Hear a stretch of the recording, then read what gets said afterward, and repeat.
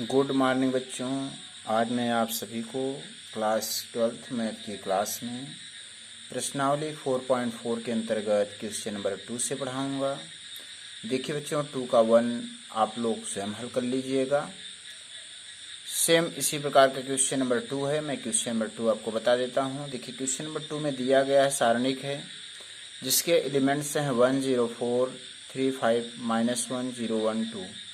अब इसका उपसारणिक लेना है, माइनर लेना है। देखिए तो माइनर m11 मतलब m11 का मतलब ये हुआ कि सारणिक के पहले अवयव प्रथम पंक्ति और प्रथम स्तंभ के अवयव का उपसारणिक। 1 1 मतलब प्रथम पंक्ति प्रथम स्तंभ के अवयव का उपसारणिक। तो 1 1 का मतलब कि इस सारणिक के पहली पंक्ति और पहले स्तंभ को छोड़ देना है। बच्चों यहाँ माइनर m11 है, इसका मतलब कि इस सारणिक में पहली पंक्ति और पहले स्तंभ को छोड़ना है। तो बचे क्या 5 -1 1 2। देखिए 5 -1 1 2। अब इसका जब हम उपसारणिक लेंगे, इसको हल करेंगे, 5 में 2 का गुणा करेंगे और 1 में -1 का गुणा करेंगे। 5 में 2 का गुणा करेंगे, 5 × 2, फिर माइनस चिन्ह लगाएंगे, 1 में -1 का गुणा हो गया तो 5 दूना ये 10 हो गया और यहाँ माइनस माइनस प्लस 1 हो गया, 10 1 11 हो गया। ठीक बच्चों, अब इसके बाद देखिए m12 माइनर 1 2 मतलब प्रथम पंक्ति और दूसरे स्तंभ का उपसारणिक लेना है। प्रथम पंक्ति और दूसरे स्तंभ के अवयव का उपसारणिक मतलब इसका उपसारणिक लेना है, 0 का उपसारणिक। तो इस पंक्ति और स्तंभ मतलब पहली पंक्ति और दूसरे स्तंभ को छोड़ देना है।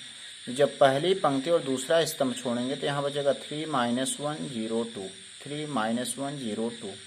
अब इसको हल करेंगे, 3 में 2 का गुणा होगा 6 और यहाँ माइनस लगाते हैं, ये माइनस है तो माइनस माइनस प्लस हो जाएगा और 0 में 1 का गुणा होगा 0, तो 6 में 0 जोड़ेंगे क्या बचेगा 6। ठीक बच्चों, अब इसके बाद देखिए m13 मतलब प्रथम पंक्ति और तीसरे स्तंभ के अवयव का उपसारणिक मतलब इसका 4 का, अर्थात 4। देखिए पहले पंक्ति और तीसरे स्तंभ का अवयव है तो अवयव 4 का उपसारणिक लेना है। तो हम पहली पंक्ति और तीसरे स्तंभ को छोड़ेंगे तो क्या बचेगा 3 5 0 1। तो यहाँ लिख दिया 3 5 0 1। अब 3 में 1 का गुणा, देखिए तिर्यक गुणा होता है, 3 में 1 का गुणा 3, फिर -0 में 5 का गुणा 0, 3 में से 0 घटाएंगे 3 बचेगा। ठीक, उसके बाद m21 मतलब दूसरी पंक्ति और पहले स्तंभ के अवयव का उपसारणिक, अर्थात ये 3 जो है, ये देखिए दूसरी पंक्ति और पहले स्तंभ में है तो अवयव 3 का उपसारणिक लेंगे। तो हम दूसरी पंक्ति को छोड़ेंगे और पहले स्तंभ को छोड़ेंगे, बचेगा 0 4 1 2, 0 4 1 2। तो 0 में 2 का गुणा 0, फिर -1 में 4 का गुणा 4, 0 में 4 माइनस करेंगे क्या बचेगा -4। अब m22 मतलब दूसरी पंक्ति और दूसरे स्तंभ के अवयव का उपसारणिक। तो यहाँ देखिए m22 ये अवयव जो हमारा 5 है ये दूसरी पंक्ति और दूसरे स्तंभ में है तो हम यहाँ पर दूसरी पंक्ति और दूसरे स्तंभ को छोड़ दें तो क्या मिलेगा 1 4 0 2। यहाँ मिला 1 4 0 2। अब 1 में 2 का गुणा 2, फिर -0 में 4 का गुणा 0, 2 में से 0 माइनस कर दें बचेगा 2। ठीक, इसके बाद m23 है। m23 का मतलब होता है कि दूसरी पंक्ति और तीसरे स्तंभ के अवयव का उपसारणिक लेना है। दूसरी पंक्ति और तीसरे स्तंभ, तो दूसरी पंक्ति और तीसरे स्तंभ को छोड़ना है, तो दूसरी पंक्ति को छोड़ना है, तीसरे स्तंभ को छोड़ना है। तो 1 0 0 1। तो क्या मिला 1 0 0 1। देखिए तत्सम का अवयव मिल गया। इसका परिमाण सदैव क्या होगा 1, 1 में 1 का गुणा 1, -0 0 गुणा 0, 1 में 0 माइनस करें बचेगा 1। अब m31 तीसरे पंक्ति और पहले स्तंभ के अवयव का उपसारणिक। तो m3 अर्थात 0 का उपसारणिक। तो इस पंक्ति और इस स्तंभ को अर्थात तीसरी पंक्ति और पहले स्तंभ को छोड़ने तो क्या मिलेगा 0 4 5 -1, 0 4 5 -1। अब इसको हल करें, 0 में -1 का गुणा 0, फिर माइनस 5 चौका 20, 0 में से 20 माइनस करेंगे -20 आएगा। ठीक, अब m32 तीसरी पंक्ति और दूसरे स्तंभ के अवयव का उपसारणिक लेना है। तो बच्चों देखिए तीसरी पंक्ति है और दूसरा स्तंभ, अवयव क्या मिला 1 का उपसारणिक। तो इस पंक्ति और इस तीसरी पंक्ति और दूसरे स्तंभ को छोड़ेंगे तो मिलेगा क्या 1 4 3 -1, 1 4 3 -1। तो 1 में -1 का गुणा हो गया -1, फिर -3 चौका 12, -1 -12 हो जाएगा -13।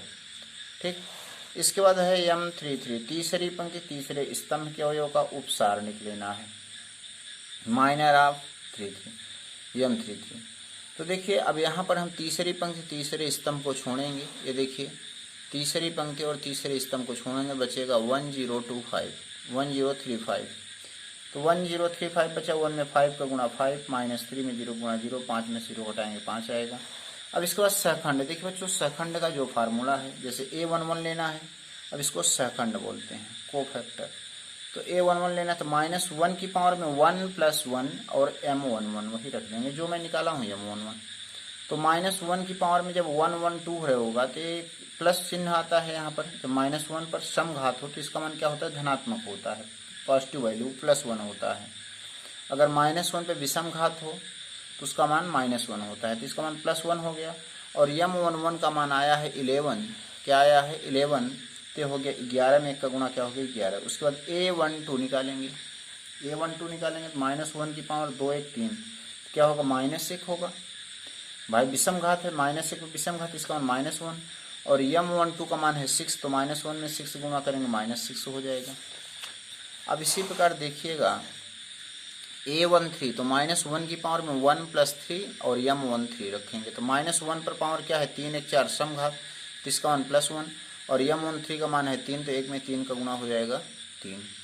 ठीक, इसके बाद A23 है तो -1 की पावर में क्या 2 + 1, देखिए 2 + 1 क्या है 3, ये विषम घात, इसका भी मान क्या होगा -1 और M21 का मान आया है -4, तो -4 में -1 का गुणा +4 हो गया।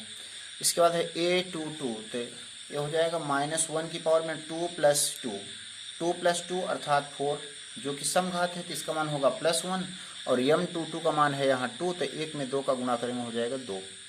इसके बाद है A23 मतलब दूसरे पंक्ति और तीसरे स्तंभ के अवयव का सहखंड लेना है। ठीक, तो -1 की पावर में 2 + 3 M23 फार्मूला से, तो -1 की पावर में कितना हो गया 3 2 5 विषम घात, तो इसका मान होगा -1 और M23 का मान पीछे बेटा आप लोग निकाले हो कितना आया है +1, तो -1 में +1 का गुणा क्या हो जाएगा -1।